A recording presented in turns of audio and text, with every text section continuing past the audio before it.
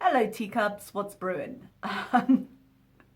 It's been quite the past 24 hours. You may have noticed from the title, this is going to be a condensed milk session. So what I'm actually going to be doing today is just sort of recapping the 6 lives she's had over the last 24 hours because ain't nobody got time to react to all of that and do all the editing to cut it down to make it reactable. It's too many hours in the day. I have a timestamping app on my browser so that I can click in and make notes of where to cut it down. I had timestamped her first 2 lives. She had 6? Yes. So she had lunch, Twisty Misty, It's Burger King Time, Beezin, Farmboy, and Magic. And I had timestamped lunch and Twisty Misty. I loaded it into my video editor to start cutting down, and she went live and she didn't stop. And now there's just too much, so we are where we are. This is what we're doing. So I'm going to be scrolling through my notes from the timestamps to just kind of remind me, and let's just discuss what's happened, shall we? So in lunch, she is in her car. She's obviously going to get food. I think she got Burger King in this one as well. It's so easy to get her timeline mixed up with everything. She looks a little bit worn in, shall we say. She's wearing the dress she was wearing the night before. She's got a lot of old eyeliner on. The state of her car is just full of trash. You can hear it as she moves around. The big news for the lunch live was that Nick, you remember Nick who groped her in the car? He messaged her. He messaged her on WhatsApp. Now, bear in mind that he blocked her on WhatsApp, and she went through this whole thing where he was going to meet up with her and then he didn't, and then she gave him another chance and he cancelled on her last minute. And I actually felt a little bit of sympathy for her. Whether she should have been so invested in her feelings that early is a whole nother question, but it happened on live, if I remember, and she was upset. And you could see she was upset. So I think it was kind of a dick move on his part. I think she was very invested very quickly though. So there were mistakes on both sides, shall we say. She starts by saying, I'm not messaging him back. And then goes back and forth on that a lot. Because on one hand, she kind of wants to do the same thing to him that he did to her. Basic revenge of, no, I'm just not going to respond to you. That's it. You lost your chance. And that's easier to do when she's got another guy on the string. However, there seem to have been some issues with other guy. And again, another thing that goes back and forth. And we have gone back and forth on that a lot. I've got a lot, 5 or 6 notes of just being like, stop reading the chat while you're driving. The distracted driving in this was real. She starts by saying she can't look at the chat, but then when Joe pops in, she notices. So clearly she's reading it. And just stop doing that, please. She's obviously aware she shouldn't be reading chat because she references that. Stop reading. You have a bad enough time driving as it is. She's not wearing her prescription glasses, so her vision is already somewhat compromised. She doesn't need to be focusing on a tiny screen as well. She doesn't need to be focusing on the tiny writing on her phone screen while she's trying to also drive. Please stop doing this. So around 8 minutes in, she starts saying how she doesn't want to talk about the whole situation with Egyptian dude and how she has 0 trust in him. And the fact that she has some issues and some problems, which I would very much agree with. The problem, one of many problems she's having right now, is she really can't decide how much he means to her and kind of where they are in terms of this being a relationship versus a hookup, because her intentions changed a lot and how they act does not speak to a relationship to me. But despite all her protests of, oh, I don't want a relationship, she seems to want to do lots of relationship-y things. Like, it doesn't pan out, it doesn't play out like a hookup, but neither does it play out like a relationship. and it's a weird place for them to be. So all this idea of I don't trust him, I have these issues. If it's just a hookup, none of those should apply, because you're not committing to anything, you're not promising anything, you're fucking. And then if he sees other people, it shouldn't matter. And she does kind of pay lip service to, I don't care if he's on other dating sites, I don't care what he's doing, I don't want a relationship. But she has a lot of emotional responses as if they're in something committed. And on channel before, she's mentioned that they've had that conversation and supposedly they were exclusive, and it's a whole thing. So she then continues to drive and says, oh, I can't look at the chat, and then starts reading the chat off. And one of the comments was, you're addicted to D. And she thinks about that for a second. She said, oh yeah, it's not good. And she mentions wanting to vent about things that she can't vent about. And I'm sorry, we've never seen any restraint on her part yet. I don't imagine we'll see any in the future. But she can't, because he might hear, because he watches. Or could watch. I'm not sure if he actually is watching or could watch, or where he stands with that, but he knows of her channel. And my response to that was really, well, if you stopped having this conversation with the internet and started having it with the friends that you steadfast claim you have, or a therapist that you could maybe start seeing regularly, you could have more privacy about this, because I think it's completely normal that she wants to talk about it. She hasn't had a lot going on with her life, and this is obviously messing with her emotions a little bit. Maybe self-inflicted, maybe, okay, for all I'm saying things, my emotions are not where my emotions would need to be for a pure hookup. This is obviously something she needs to unpack. I don't think the internet is the place to do it. I don't think her chat is the place to do it. I don't think they're a good, reliable source of support. But she's isolated herself from any other source. Go find your friends, go rekindle that relationship. I know it's a lot to suddenly dump on them, but apparently you have them. Apparently, you have a large circle. And if not, go talk to a therapist, which we say again and again and again, but this would be an example of something that would be really useful to work through with somebody who maybe has a little bit more in the way of things you can do to help. And she doesn't. She just goes to her chat instead and say it's not good, and it's not productive for her, and I want to see her move past this. So she then goes on to say she wants to spend the weekend at home. Spoiler alert, she goes out later that night. But she wants to spend the weekend alone. I don't think that's a bad idea at all, but I find it quite funny that she's claiming it as her own idea. There was a lot of talk around the fact that he was going to be busy this weekend with his friends, and that was causing a lot of the head game she was playing in terms of, well, I don't trust him. I don't trust him to be out. I wonder about what he's doing. And she recently had that meltdown when he didn't text her back over a few hours. Same kind of thing, same kind of base for that emotion, that kind of lack of trust. I think she's feeling a little bit like an imposter. I think she questions a lot, sort of, how come he's with me? I seem to remember her saying something to the effect, and I think that's just a symbol of all the stuff going on in her head. But she was like, oh, I need to stay home, I need to take care of my life, which are all great things. I would love to see her do that. But I find it very interesting, very coincidental that she's coming to this realization on a weekend when he is busy and she's had a little bit of an ego boost from Nick messaging her. It makes me doubt the authenticity of that realization. Let's put it that way. She talks a little bit more about the message. Now we go from, I'm going to completely straight ignore him, which is probably the best idea. Like, for all she was really into him, they don't have much to base their interactions on, that 10 minutes in the car. And it doesn't seem worth it. He seems like a bit of a dick. Yeah, and she admits as much. But she was saying, maybe I'll message back with who this. And she wants to do a bit of a power play. Because, she's got a guy now and, she doesn't need him. I would say it would be better just to block him back and be done. But it's not enough for her. He did make her feel bad. He did embarrass her. A little part of her wants a little bit of revenge. To be like, look what you missed out on. But at the same time, I do think the thing with Egyptian dude is he was her second choice. Yeah, she wanted Nick, the guy that's messaging her now. And I think if Nick was straight up, okay, let's do this, if he turned up, if he like gave her his address, which please don't do that.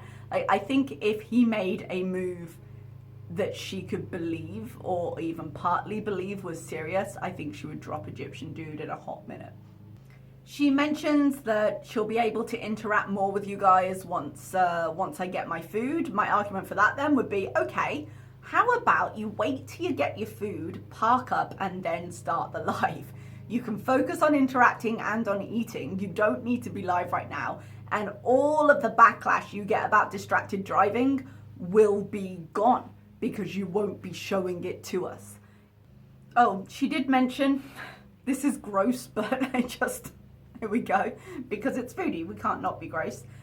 She was talking about when she blows her nose, it's kind of yellow and heavy. Sorry guys, sorry. At least I'm not showing it to you. But to me that sounds like she's been talking about allergies, but the thing with allergies is because you're so irritated and it's affecting you so bad, it tends to be kind of stuffed up and kind of watery. Sorry guys, it's gross, I know. If it's yellow and it's heavy, that's either a sign of an infection, if she has a sinus infection maybe, or I don't know what effect drug use has in terms of what it shows up in your sinuses. It's a bit like, I remember once I was in China and it was a really bad pollution day and I coughed something up and it was grey. And I was like, oh, that's straight up pollution. There we go. So I don't know if any kind of discoloring or anything from your sinuses is connected to drug use, because I don't have any experience with that, but she's sniffing a lot, she's blowing her nose a lot. I do believe she has quite bad allergies, but if we're to take the drugs as a separate thing, I feel like she might have an infection of some kind, and I really wish she'd stop driving around and start just checking on her health a bit more, but then that's a wish we all have in perpetuity. Her and the chat start talking about kind of childish ways she could get revenge on Nick. Like, they're advising her, like, make a date with him and then block him. So do to him what he did to you. I don't think he'd care as much. He didn't seem as invested, let's put it that way. I think revenge games are silly. It's been this long, just leave it be. The conversation then turns back to Egyptian Dude and the fact that she doesn't know what's going on with him, because again, remember, he was going to be busy this weekend with something unspecified at the moment. Her guard's up and she feels like it's very untrustworthy.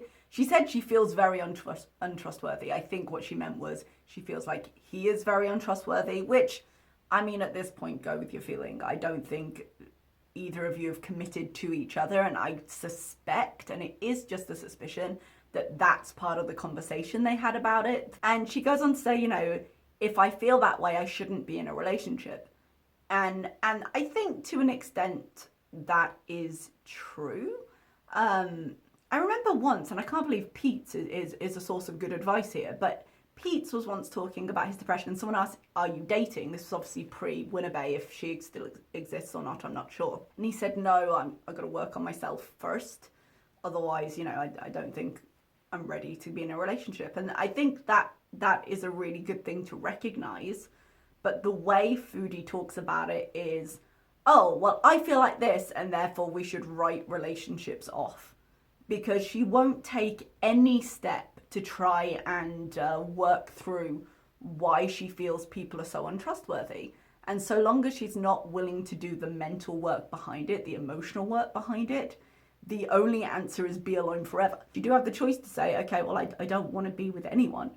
But she clearly desperately wants to be with someone, to the extent that she'll be with them under any circumstance. I mean, this whole thing with Nick, she didn't entirely write him off. And like, I think if he crooked her finger, she'd come running. I really do. And I think the same with Egyptian Dude. She talks about all of this, and then I think it was the same day because all the lives, but oh, maybe it was the next day, she went back to his house. Even though she doesn't know what she feels and she's not really happy with, as long as she's got the opportunity to go back, she goes. She does mention that he seems to make her insecurities worse, which is a good way to shift the blame onto him, but I can believe. I can believe the situation that they have carved out for themselves where it's not a committed relationship, with her need for reassurance and with her need for constant contact and everything she has shown us on this channel. I don't believe a hookup is a great situation for her. So I can see why this would be sending her insecurities just haywire. But she's in it and she won't give it up. So there we go. She said she's going to go home and sulk. I can't remember if she said just joking or not, but that's what I believe. And that was the end of the lunch live. So then we have Twisty Misty. It's the next live. It's about 5 hours later. She appears to have had a nap. So it's at the beginning of this live that she mentions, okay, I have to go back and do some talking. Now, in the last live, she did mention she had some insecurities that she was aware of and that being with him made it worse. I'm guessing with the fact that he's going to be busy this weekend, she now wants to have a talk about that and I guess get some kind of reassurance. But I think that's going to be a complete shit show because basically nothing other than a complete commitment to her would really reassure her in that. And even then she'd be very iffy about him just not being in contact with her. She'd want constant phone contact. So I don't think there's an answer he can give that's not full out commitment, which is not where they are or what they're pursuing at this point. And vocally, at least, is not what she says she's been pursuing. So how he's meant to know the inside of her brain, I'm not sure. I think it's an unrealistic expectation. But I think that conversation is going to be a complete shit show. I really do. She shows some of the edibles she has. She said she's got a high dose one. She'll take a bite. And I was like, when? I hope not before you leave. She didn't. Don't worry. She had a bit of a rant. She talked about blocking members. And she was like, if you're going to be an asshole, I'm going to block you. Which, fair if they're saying something really insulting. But it does seem, there were one or two, I can't remember the name of the user. Was it Susie Lynn? Someone.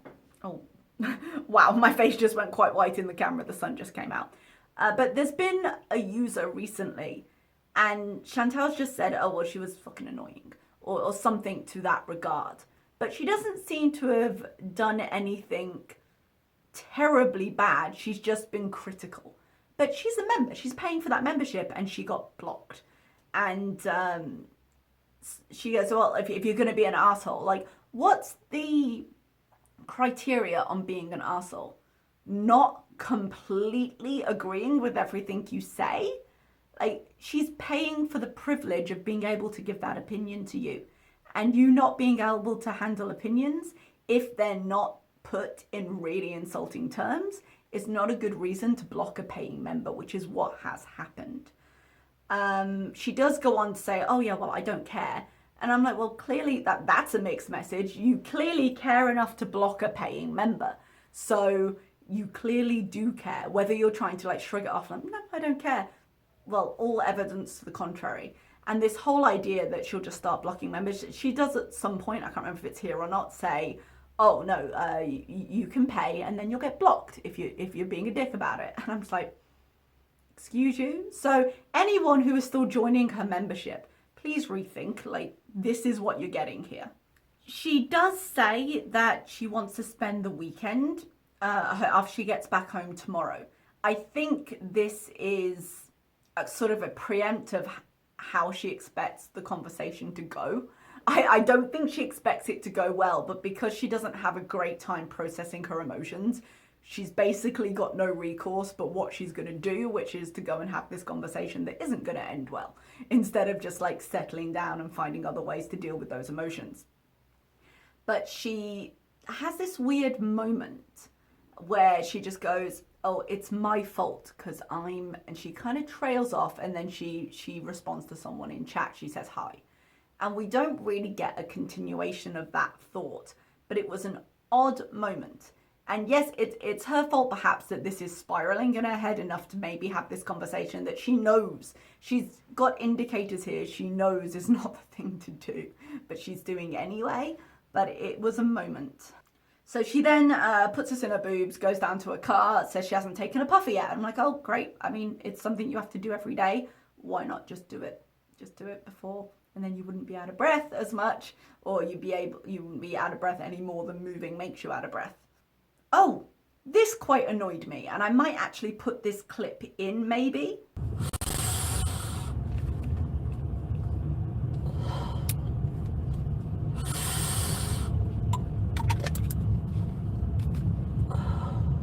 As she was driving, you know that puffer we mentioned that she hadn't had yet? She takes the puffer while driving, and you can clearly see that she is moving and that both her hands are off the wheels at a couple of points in that moment. I was like, if you got down to that car without collapsing, you either didn't need that puffer immediately or you should have taken it before. What are you doing with both hands off the wheel, taking a puffer while you should be driving and you're live streaming? Talk about distracted driving. So conversation moves back to Nick again when she's talking about the message that he sent. He just sent a message saying, hey, and she said, oh yeah, I'm unblocked from WhatsApp all of a sudden, probably when he's horny. So she knows on some level exactly what this is, but she's so desperate to have some kind of revenge, I suppose, that she's entertaining this as an idea.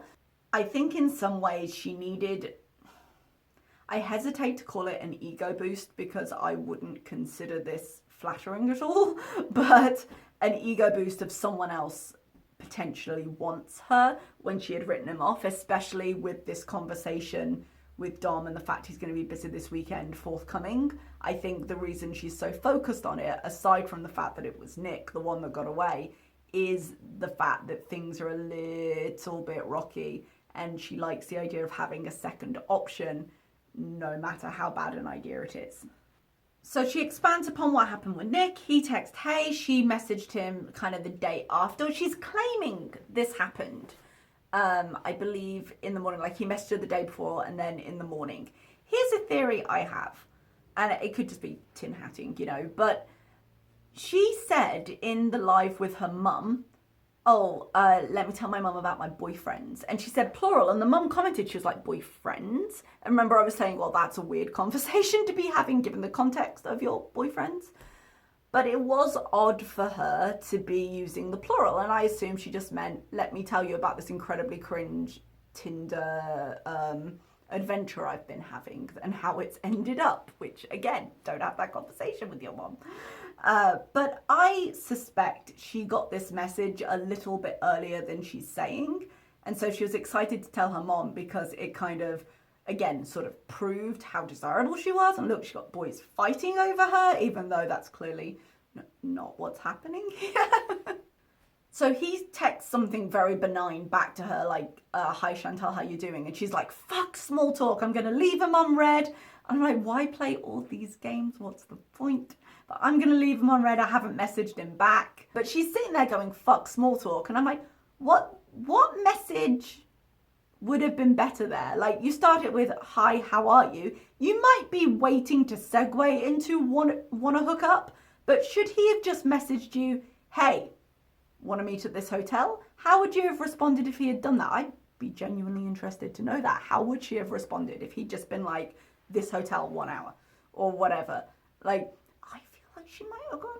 If you can't start a conversation when you haven't spoken for however long and he blocked you with hi and kind of ease into it, like what were his other options there? I'm uncertain what she was hoping for. She claims she has no interest, that hooking up would be a terrible idea. And I'm like, no, good words, but still on your mind though, isn't it? Because we're talking about it. So here we are. Someone commented, potentially Joe, but someone commented a few minutes later, didn't you, I think they said, didn't you go after these guys looking for nothing serious? Something along those lines. And she was like, yeah, but sometimes they fall in love with you. And that's incredibly revealing, and I think is part of the source of maybe the confusion she has over what she wants. I think ultimately she does want a committed, loving relationship where the guy adores her. And I don't blame her for wanting that in her life. As we've talked, I'm saying she wants that, but she doesn't want to give it back, which is a whole thing.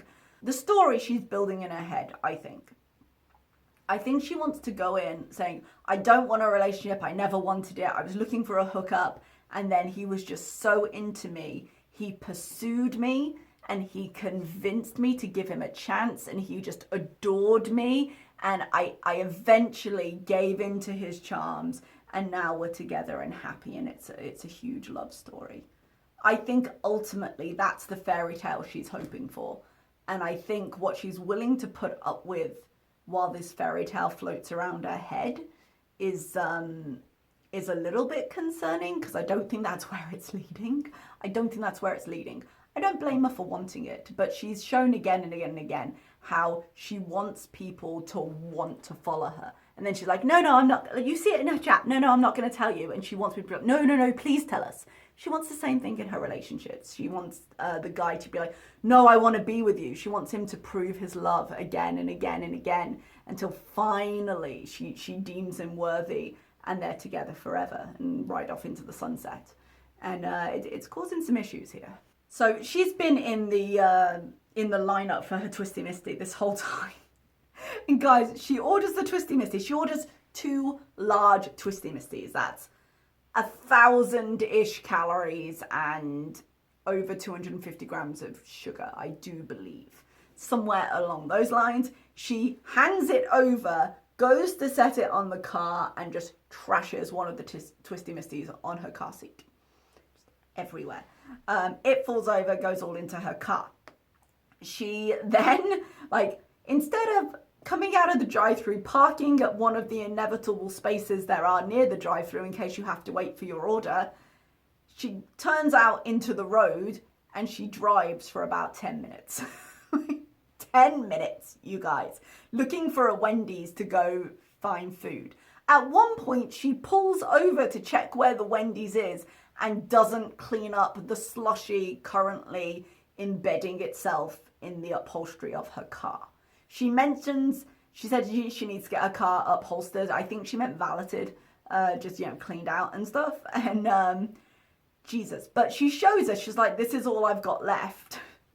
And she's got a huge Twisty Misty and it's half gone. So all of that is just sinking into her seat. And she doesn't seem that, she's like, oh my God, it's happening. Doesn't stop, doesn't clean it up, waits till she gets to the Wendy's, asks for some extra napkins, and seems to make a little attempt to just kind of swipe at it. And then later, we couldn't really see, but later she just moves the camera when it's quite down. No, the seat is fine. The seat is full of melted sugar water. It's going to be wet. It's going to be sticky. It's going to be disgusting. And she's on her way to Dom's house at this point. So she ain't cleaning that today. She can swipe at it with a few napkins, but she's not cleaning it today, which means the residue of that is going to be just going sticky overnight. And her car must be appalling right now. While she's sitting at the side of the road, showing us the car seat and being like, no, it's fine, and finishing up the first Twisty Misty, somebody says in the chat, go home and get your life together. I can't remember if this was on members only chat or not at this point, but I was like, man, truer words. If it was members only, I imagine that member got blocked. I mean, come on. But yeah, that would have been some good advice. But instead, she's going to finish that giant Twisty Misty she's now got half of, and the second one, which was theoretically for Dom, she then starts drinking as well, because ain't no way she's only going to drink half a large. So near the end of this, she does mention her blood sugar and how her numbers are half right now, and she thinks the Ozempic is working, and I was sitting like, well, it must be, because she's doing nothing to help her own diet. The Ozempic is doing a lot of heavy lifting here. And she said, oh, I think it's in part of that, in part because I'm fasting. And I out loud went, bitch, where? Bear in mind, we'd already seen her eat a Burger King, and her next live is called It's Burger King Time. I'm not sure what her idea of fasting is. I do kind of want to say, look, sleep doesn't count. Maybe that's kind of bitchy of me, but she doesn't appear to be doing a healthy form of fasting that some people, like intermittent fasting, that some people operate with. She reaffirms right near the end that you're going to see, you guys, and this wasn't a members only chat, it was, I've just gone and checked, But you're going to see one day soon I'm going to wake up and bam, I'm going to do all the things I've said I'm going to do. And my only note was, I don't believe you. Because she's got this idea of eventually she's going to wake up and she's going to do pre-recorded again and she's going to live healthy and this phase is going to be over. And I have yet to see evidence of that change happening. Let's put it that way. The live ends with her being a little bit irate when someone mentions something about drugs in the chat and she's like, oh, why do you guys think we're going to do coke? I told you. And I'm like, because you have admitted to both doing illicit substances and asking for more. And then she starts on this this new thing she's been trying to work into the narrative of, I used to do this all the time when I was younger. And because she's trying to twist the story to be like, no, I am the driving force here. It's not his influence that makes me do these things. It's my choices. Okay, and then we move on to another day, another Burger King. It's Burger King time. She orders the same sandwich. I get the sense from this live that, as I said, the conversation that she went over to have with him didn't go to her liking. She is not raging in this live stream, but there are some points that really just hit that home for me. She claims throughout this to have had kind of a realization of sort of what's happening, and again pays a lot of really good mouth service to the ideas, but her actions do not reflect it. But she does claim that she talked to her aunt, which I can believe, her Jamaican aunt, I'm guessing this is. For a minute I was like, I didn't know she had an aunt. I'm like, oh no, the aunt in Jamaica. Had a nice conversation where she has now realized that she has been neglecting her life, that can be a sign of transfer addiction. That's the conversation her and her aunt had, and I'm like, really? Transfer addiction? Where have I heard that phrase before? Oh, on every fucking reaction channel going. Oh, now you understand. But if she does realize, which again, her actions don't seem to indicate she's taken it in on any more than a skin deep level, but if it reaches a point, if it causes her to reach a point of realization, then whoever it comes from is useful. We've been saying it for 2 months, so. And I find it, the whole tone of this live, I find it really convenient that she's making these realizations while having this moment with him where he's busy at the weekend. Like, oh, now things aren't exactly perfect how I want them. No, this is all a very bad idea. I should rethink my life.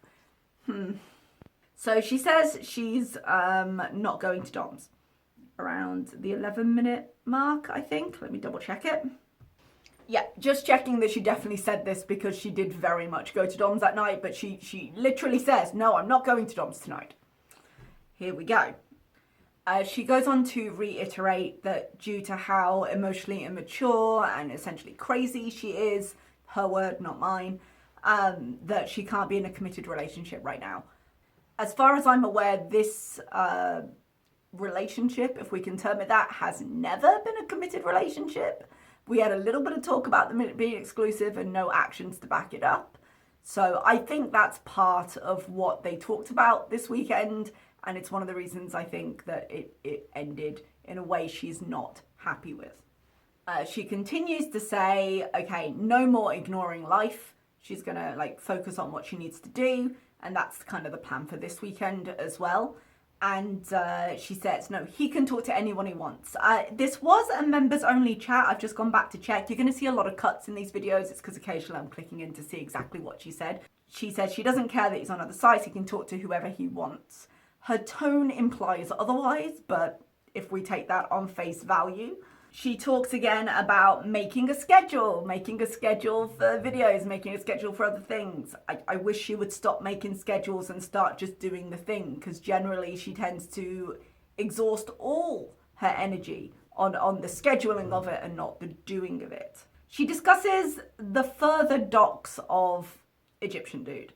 So because she drove from his house to, was it her home, to wherever she went, some people have looked at the locational markers that she left in her video and figured out where he lives, essentially. So, again, because of her carelessness, more of his personal information is out there.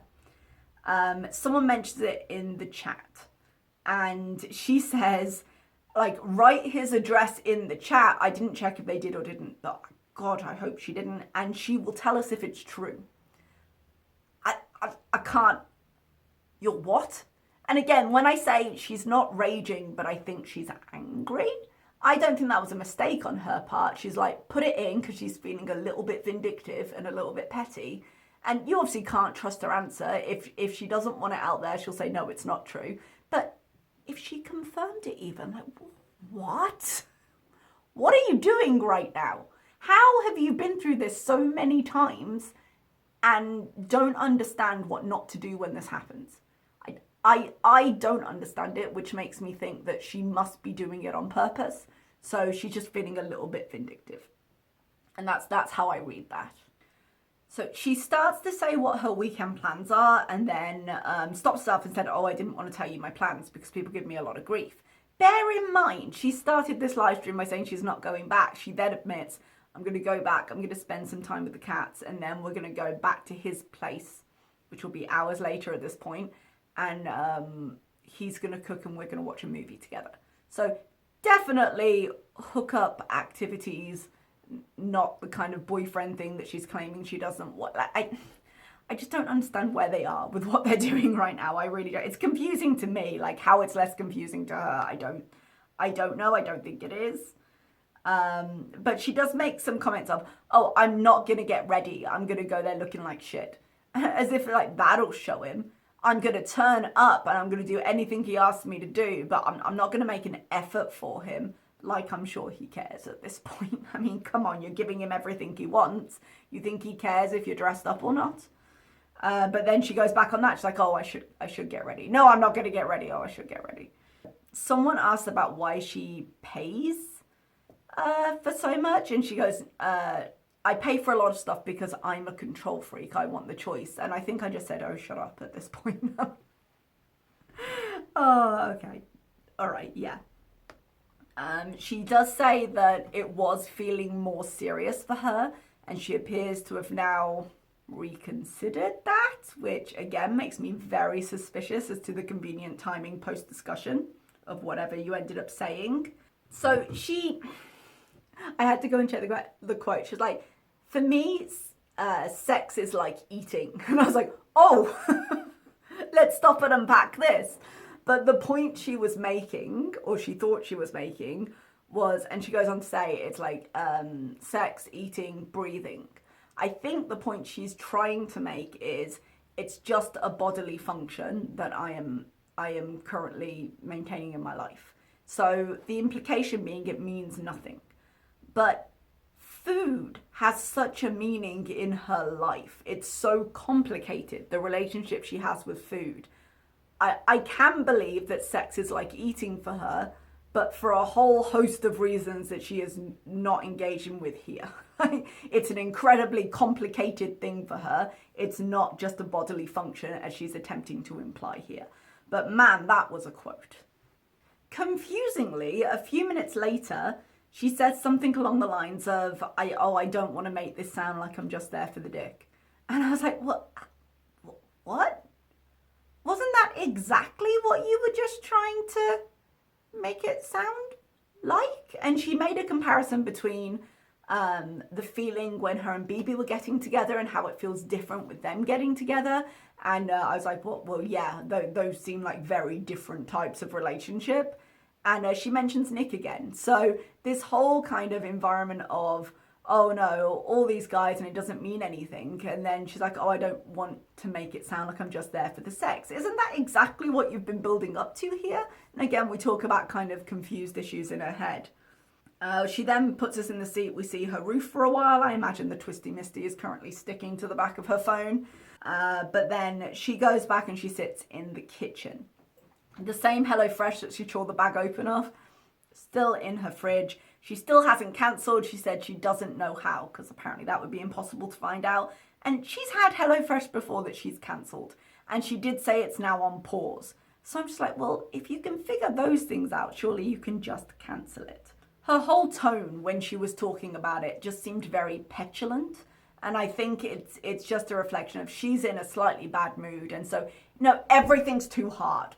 That was the impression I got. Maybe wrongly, but that was the impression I got. And she goes on to kind of talk about her life. She says that she doesn't think she's a bigger train wreck than anyone else. My first instinct was just to go, I disagree. But I think everyone has moments in their life, and it's just part of her issue is she's a lot more visible in terms of her behavior. I think she has some issues going on right now that she is steadfast refusing to admit to, and is determined to excuse as other things. But I think her life's looking a little bit train wreckish right now. But the fact that she is so visible does also kind of paint it in a harsher life. So I think she's got some issues, obviously, but to say she's not more of a train wreck than anyone else, I don't think is entirely accurate. She made the point that, because she feels like lashing out a little bit, that the people who watch train wrecks are train wrecks themselves. And they watch it to relate. And I think there is a certain amount of truth in terms of, I don't think everyone who watches her is a train wreck, but I do think that the idea that we relate to her in somehow is true.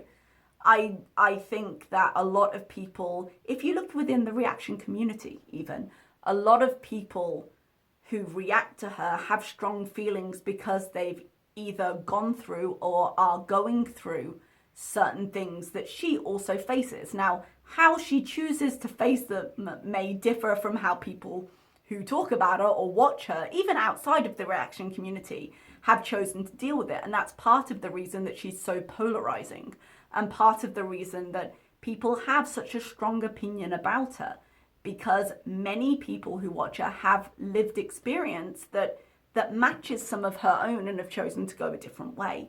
So to say that we're all train wrecks, I think is a bit much, but to say that we relate to her, I would say is absolutely true, because let's face it, and again, this is quite unkind, apologies, but there aren't many people watching her for her winning personality, which means that a lot of people who do are doing it because they relate in another way. That's my opinion. You don't have to agree with it. Okay, she does make the point right after that with absolutely zero self-awareness. People who are secure in themselves don't need other people to make them feel better about themselves. I had to write that down because I kept misquoting it. What would you call the debacle of the text messages? What would you call this constant need for reassurance you have from the people you see? The need to text Nick back, the reliance on the food and the drugs. Like, you are desperately trying to get something to make you feel better about yourself. You've talked constantly about how you want to run away from your own life, about how mundane life is really kind of a trap you're trying to avoid. She gets absolutely no validation from her own internal self. She only can get it from outside. So to then be like, oh no, you need other people. I'm like, what? I'm so sorry, but could you just take a seat in front of a mirror and think about what you just said, please? There isn't much else in that live stream. She talks a little bit about emojis. She sings a little bit of Ursula, my favorite Disney villain, but sings a little bit about Ursula and goes outside for a little bit. Notes that the balcony out there is much nicer than the one at her bedroom, but it's caving in slightly. And I'm like, do you really want to test those limits? But she goes out. She has fun. It'd be nice to have a little chair or something out there, like do something more with the balcony, because it seems pretty nice. I hadn't seen it before. I don't think it goes on a lot further. But that's pretty much the end of this live. Okay, we're back. I needed a short break and to refresh my coffee. It's taking longer than I thought. So we're moving on to the Beezin live stream. Now, her last two live streams really don't have very much in them. So the Beezin one is the last one we're going to be covering in great detail. I'll very quickly cover the others. This, to me, was the biggest mistake in the live stream she did over the last 24 hours. Because you got the general sense in the previous live that the tone of the day wasn't going too well for her. She wasn't entirely satisfied with whatever had happened. And she just she didn't seem very capable. She never really does seem capable of any kind of criticism or questioning, but things seem a little bit closer to the surface today. And she was trying not to rage out about it. It wasn't like McDonald's rage band levels, but there was a tone. And taking off the members only was kind of her biggest mistake here, I think, because she was not ready to deal with it. So she goes to look for groceries. He's going to make spaghetti bolognese. He's going to cook for her. They're going to watch the movie.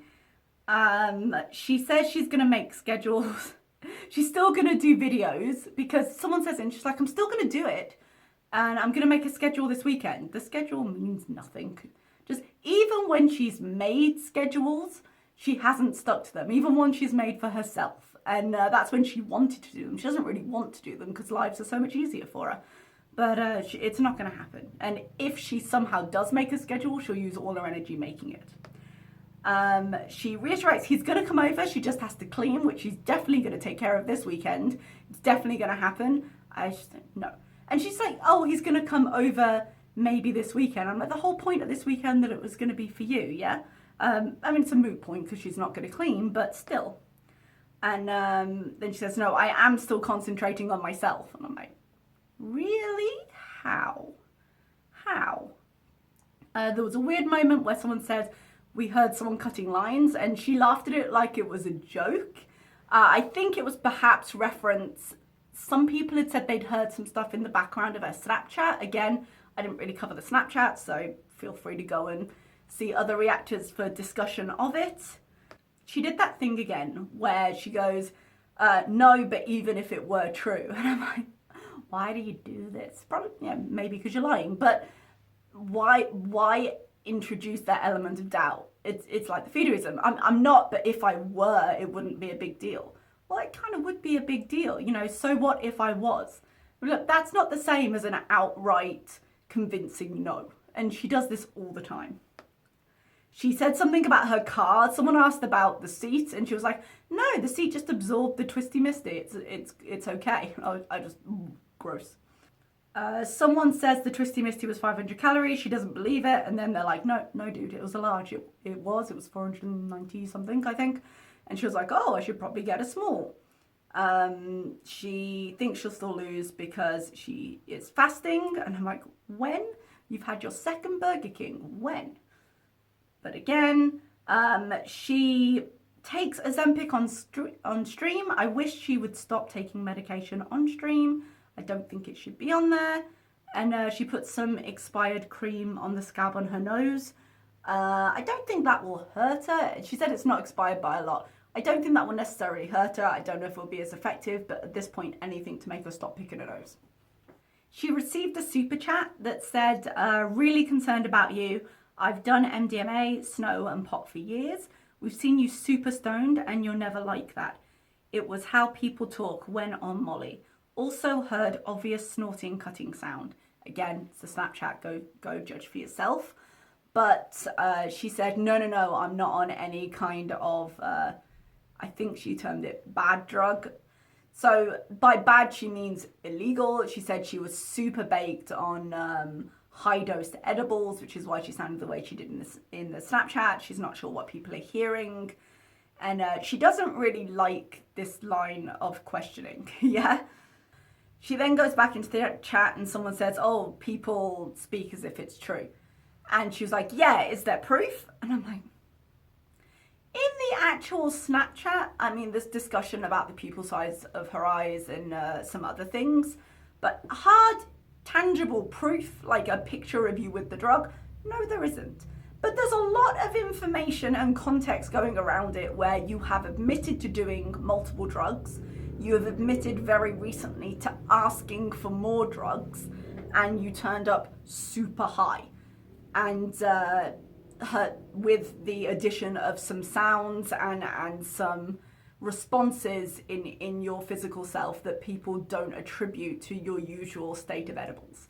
So is there concrete proof? No, but it doesn't take that much to draw certain conclusions. I'm not saying she did it, but I don't think there's proof either that she didn't. And I think there's a lot of reason to speculate that she did. So this response of, well, prove it, Well, I mean, come on, think about everything you've told us. She then said something weird. It was something like, I'm saying I did do it with him, but I don't do it. And I was a little confused by that, in the sense of, and I think she just means habitually, it's not something we do every day together, which thank God. But she has shown signs of behavior where she said, well, I asked for it and we ended up doing it. So you've done it on more than one occasion together, and it's not a huge leap of the imagination to see that becoming a regular thing. So this isn't convincing as a defense. So now we get on to a bit of a situation with Joe. Oh. I would not be surprised if Joe gets demodded soon. It really does seem like that's the way things are going. So someone asked why she pays things or what she pays for or something along the lines of money.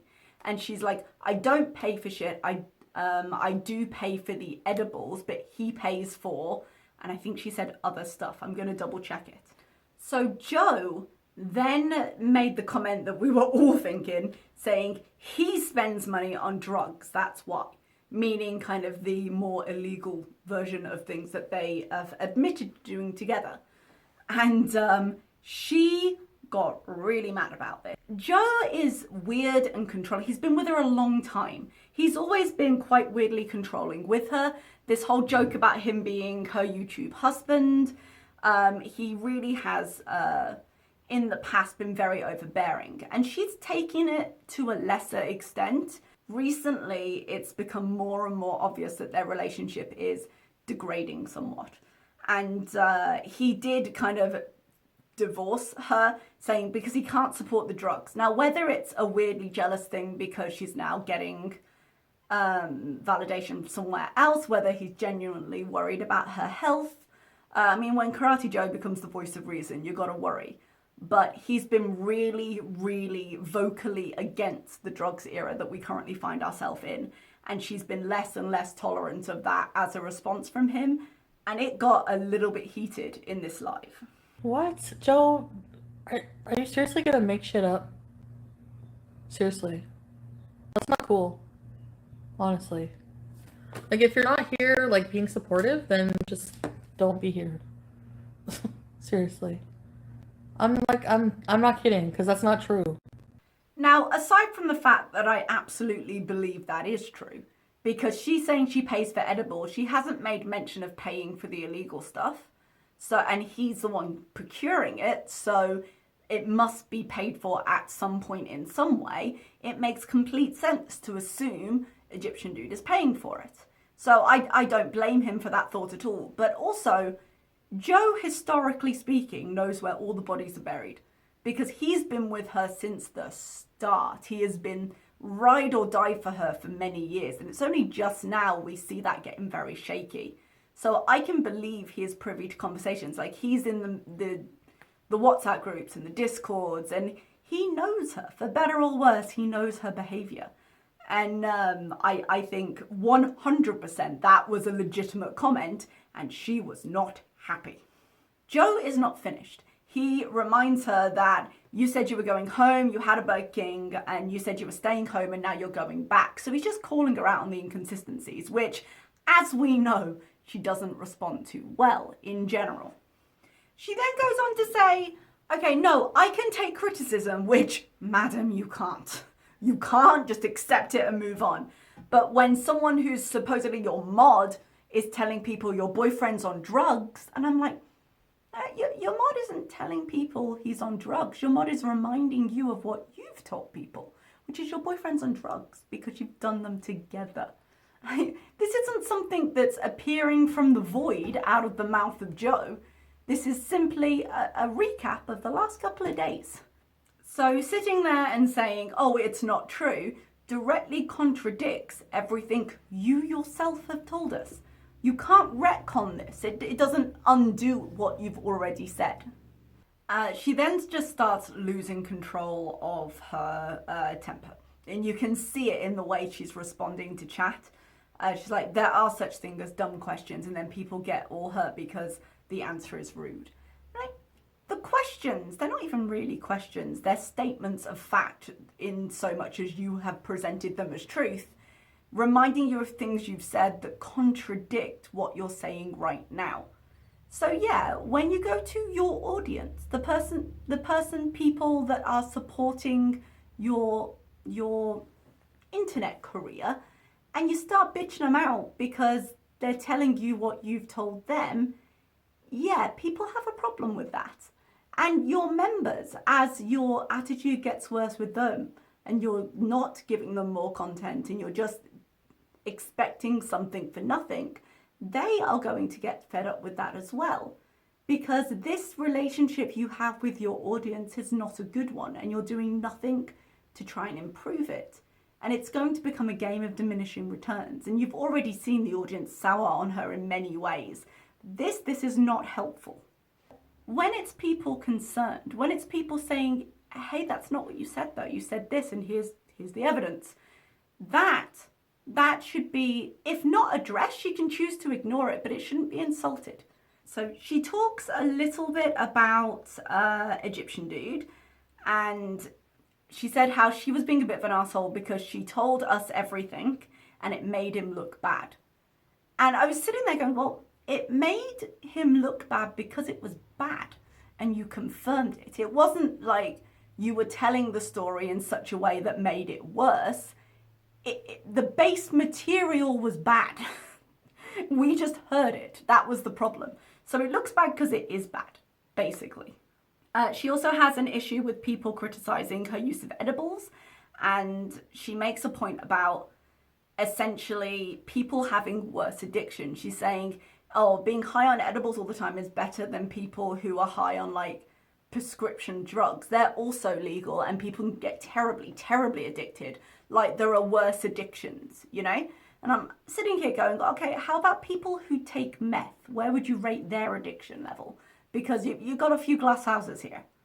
A part of this live that did annoy me a lot. She got angry at the chat. Shocker, I know. She got angry at the chat saying, basically, you don't know how I manage my anxiety and you don't get to judge what I need. And I manage it with the edibles, and she made kind of that point. And the thing is, speaking of not remembering the lie she's already told us and the truth she's already told us, she said she hadn't spoken to her doctor about the edibles because she knew what she'd say. She'd say it's a bad idea because it's going to make you hungry and that's going to counteract the Ozempic. But if she hasn't spoken to the doctor about the edibles she's taking, then she hasn't spoken to the doctor about using them as a treatment for anxiety. I found a poster. This is a Google search. I'm not an expert. Just putting that out there. But I didn't know what a usual dose of edibles is. And she always talks about how her tolerance is high. So when she's taking between 200 and 300 milligrams, it's because her tolerance is high. It's because she's chasing the high feeling, not the calm feeling, you know? And according to the poster I found, which I'll try and put up on screen somewhere, like 50 milligrams is considered a very high dose. It's considered a dose for people with a high tolerance. And if she's going for it to kind of calm her anxiety, I don't believe, even with a high tolerance, she needs as much as she needs. But actually, this isn't a conversation she's had with her doctor because she has essentially been hiding that use from her doctor because she doesn't want to hear that it might not be a good idea because she doesn't want to give it up. So to sit there and bitch out members of the chat saying, how dare you judge my use and anxiety, when she's not working with a professional to manage that. She's on an antidepressant. People aren't shaming her for having anxiety and depression. But I don't think it's out of the realm of possibility to say that you are abusing anxiety as an excuse in order to take more edibles. And the fact that you haven't spoken to your doctor and therefore you have no idea what is an appropriate therapeutic dose for you proves that. She also makes the point that drinking and edibles are different. I would say yes, absolutely. Drinking and edibles are a very different vibe. But I would say in that Venn diagram, there is the center point of, but they are both legal and they can both be abused. When I say abuse, I realize that edibles aren't necessarily addictive and I realize that they are legal. But I think the way she uses them is not correct. So abuse in that sense is what I'm talking about. Now, do I think using a lot of edibles is the same as being addicted to alcohol? No, I don't. I realize there are some vast differences there. When she makes the point about using it to manage her anxiety, she also makes the point that therapy doesn't work for her and she's not doing it. And I can't think of a time where she consistently went to a therapist. She's had introductory sessions and I think she may have gone to a second session at some point, but she hasn't been working for a therapist. Her therapy doesn't work because she doesn't go to therapy. If she went to it, maybe it would have a chance of working. Maybe it wouldn't, but the point is she doesn't know.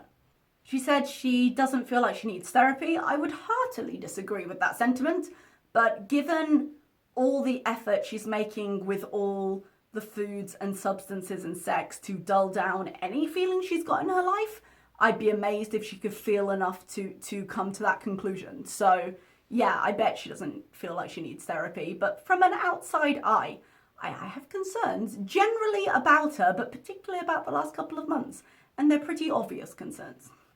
She has been trying to change this idea that he influences her into worse behavior, despite the fact that we've seen it many times. Her latest attempt to do this is to talk about how prior to kind of us getting to know her, she used to do drugs recreationally for a long time. I don't think this is true for a second. I think she has mentioned that she's experimented once or twice with some drugs, but I think it was a case of, I did this once. You know, we know she tried mushrooms at one point and she hated them.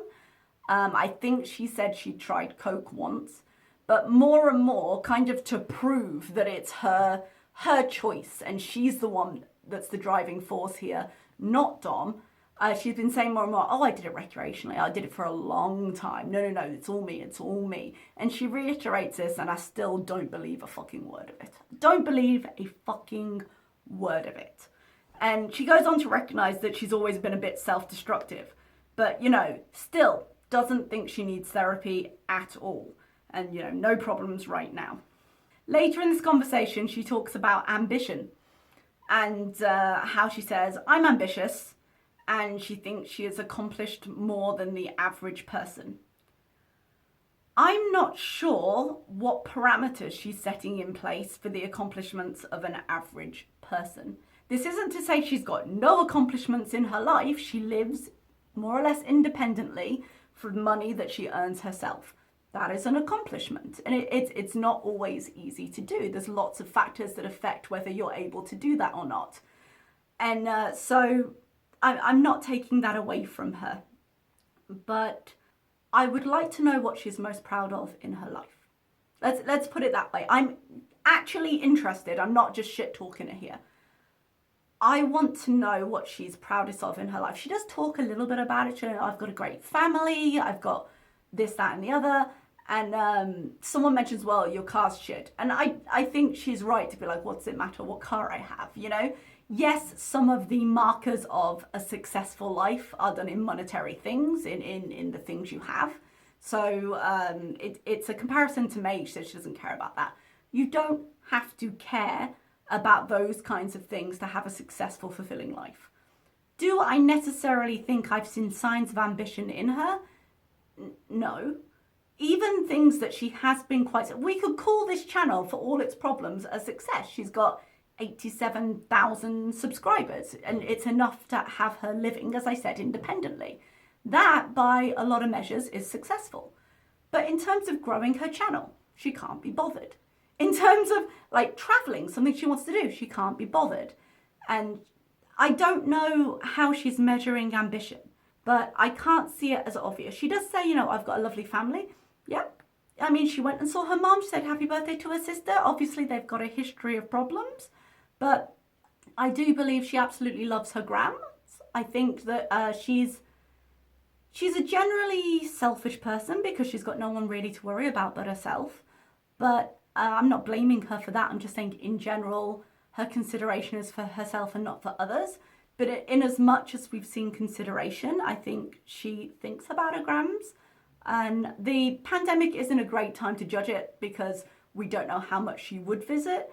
And I think the pandemic in general has not shown her to be the most considerate person. But her family she's born into her family. That wasn't really her choice, and they've had their issues.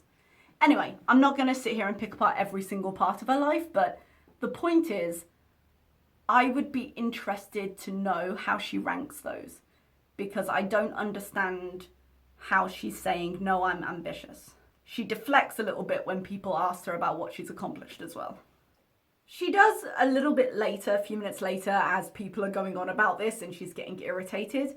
I think someone called her pathetic, which is unkind. But she said something like, I think you're pathetic because you know what? You don't see me in comments with troll accounts on YouTube. You don't see that ever. And I was like, okay, maybe not in troll. I don't know in terms of troll accounts, but I've seen you on your own account shit talking people on YouTube.